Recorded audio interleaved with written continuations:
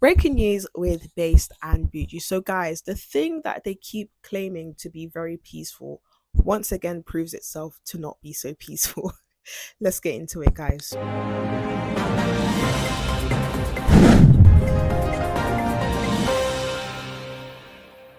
So, this video went viral all over the internet, specifically on X. That's where I found it, of a man basically just shouting a lot of violent things on the plane. He was shouting things like death to Donald Trump.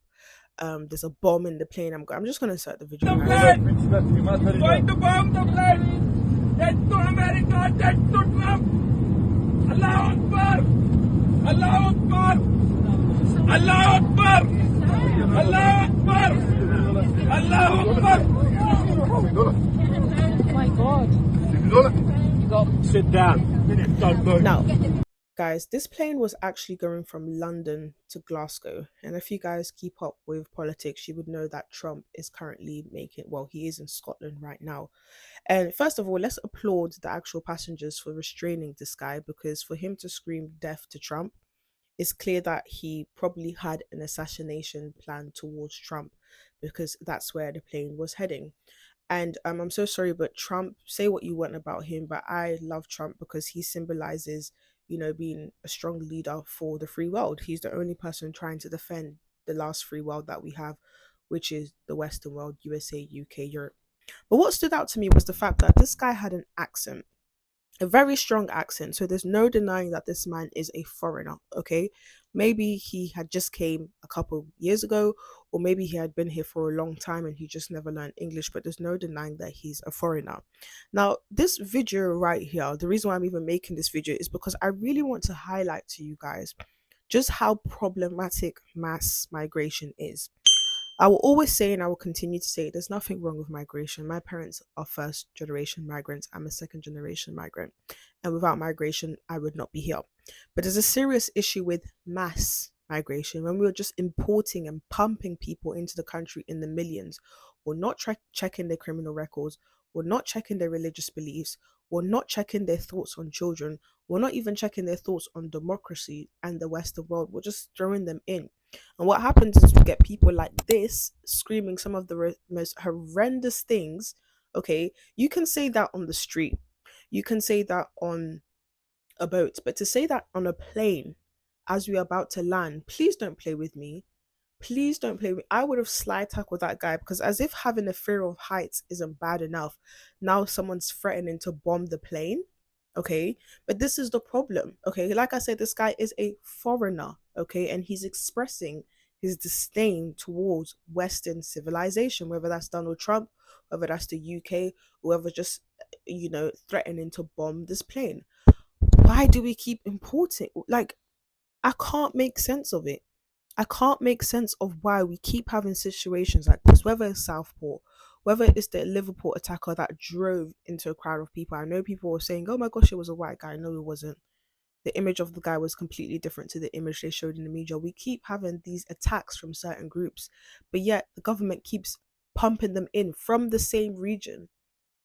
This is intentional. The second thing I wanted to point out is the fact that we just don't see Christians doing this. We don't see Catholics doing this. We don't see Jews doing this. We don't see even the LGBTQ doing this. But there's a certain community that keeps doing this. And that's why I said at the beginning of the video, the thing that they keep claiming to be peaceful keeps proving itself to not be peaceful. Okay, now I'm not saying there's a problem with all Muslims. I know there's great Muslims out there who contribute, who love the country, who just want to live normal lives, and I appreciate them. I love them. I see them as my brothers and sisters. But there's extremists, and what people don't know, because I have a lot of Muslim friends and we have a lot of political debates, is that even the Muslims don't want the extremists. For instance, I saw this video of like a sheikh in Dubai. I hope I'm pronouncing it right. But this is what he had to say about extremist Islam. There will come a day that we will see far more radical extremists and terrorists coming out of Europe because of the lack of decision-making, trying to be politically correct, or assuming that they know the Middle East and they know Islam and they know the others far better than we do.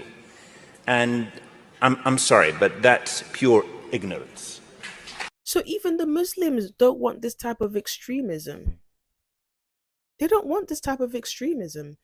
So it's so unfortunate that the extremists keep doing this and making the good Muslims, who just want to live peaceful lives, look very, very bad.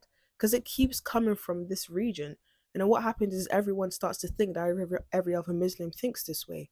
Do you understand? And I'm saying this because I feel like we do need to be careful. When we are speaking about Islam, I think we do need to be mindful of the fact that not every Muslim thinks this way. But at the same time, we can't deny that the majority of attacks and violence and just terrorism in general keeps coming from this region. And I wish Muslims could be more honest about that as well. Sometimes I feel like a lot of Muslims can get very defensive rather than actually looking at the root of the cause and saying, do you know what? There is a problem here and we do need to fix it. And this is why I love and appreciate my Muslim friends so much, because they can openly say, do you know what? Yeah, there is a problem here. Yeah, sometimes my religion does like to impose itself sometimes. Yes, sometimes my religion wants to eradicate Western values, and that's not okay. Yes, you do need to integrate. They openly admit that.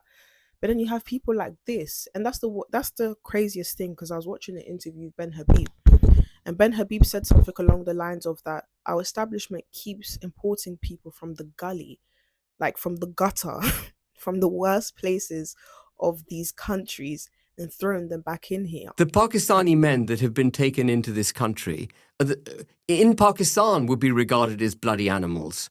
Let me be clear. The Pakistani rapists in this country, if they were in Pakistan, they would be absolutely abhorred. The notion that rape is accepted, pedophilia is accepted, is a fundamentally flawed concept. Why do you think there's so many Pakistani men doing it? Because we have let in people from the depths of Punjab, people who haven't brushed with civilized society ever in their lives. These people are uncivilized. You won't get someone who's been educated in Karachi, been to Karachi University and so on, behaving like that. This is what I mean. We've lost touch with the protection of our own country. Keir Starmer will say to us, the guy from the depths of Punjab who's never left his village and his farm has every right to be in the UK. Why are you discriminating against him? Because he sees his human rights as being as important as ours. But they're not. And these bastards wouldn't commit Pakistan because they would be incarcerated and have very nasty things done to them. This is the problem with mass migration, not migration. Okay, I feel like everyone should have the freedom to move around the world as long as you are willing to have manners, be respectful, and integrate and contribute. However, when you're mass importing, it's just this recklessness and not even proof checking these people's ideologies, their thoughts, their beliefs, and then things like this happen. Apparently, the video is being assessed by the Counter-Terrorism Office, and why does it need to be assessed? This is why Southport happened the way it did. Okay, apparently prior to Axel Cabana doing what he did to those 3 girls, there was, first of all, he was a very badly behaved child in the school.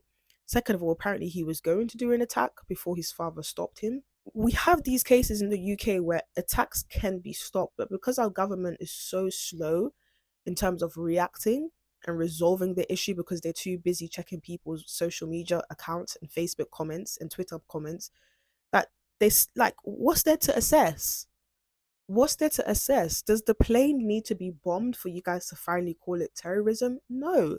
If you're on the streets and you are inciting violence, by the way, guys, this is the definition of inciting violence, not what Lucy Colony did on Twitter. This is inciting violence.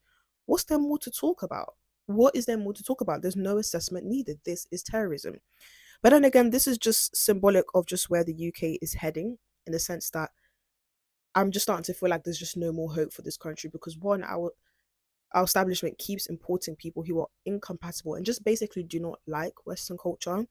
And then second to that, the second problem to that is that our establishment is always slow to react. They're going to sit there and assess for God knows how many years because they're too busy checking our Twitter and X accounts. It's ridiculous. But anyways, guys, if you guys want more videos like this where I actually give you guys true journalism, don't forget to like, comment, and subscribe. Bye, guys.